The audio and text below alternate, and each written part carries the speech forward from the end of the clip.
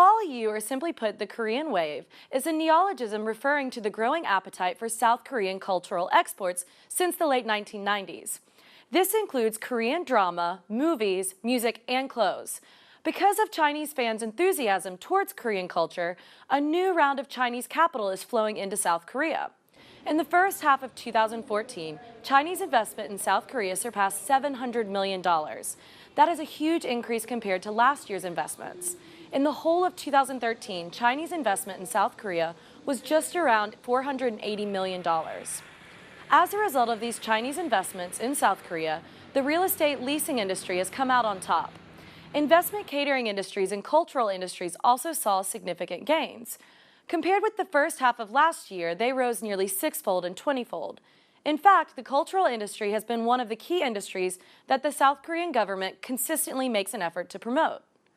Korean drama is undoubtedly the most popular export from Korean culture. The Korean International Trade Association's statistical data for this year shows Korean dramas account for a major portion of Korean cultural exports. In fact, it is over 74% higher than music, which accounts for 8%, and movies at 5%.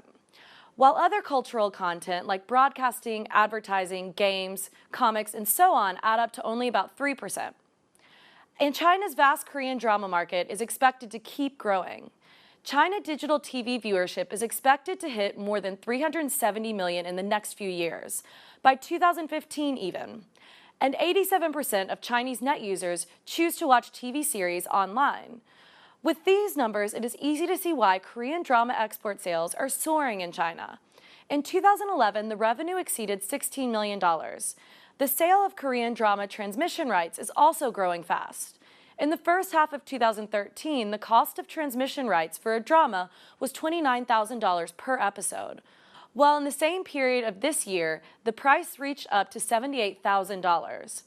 In addition, the Korean Culture, Sports, and Tourism Ministries predict that in the second half of 2014, the price will increase to $128,000 per episode.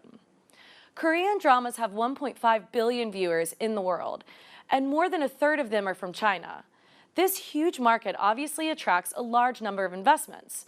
At present, Chinese and South Korean media companies are trying to cooperate and add Chinese elements to K-dramas. Indirect advertising is the primary stage of investment for them. For example, this year, the Korean dramas You Are Surrounded and Dr. Stranger placed some Chinese brand products in episodes. These included cosmetics, cars, and e-commerce app advertisements.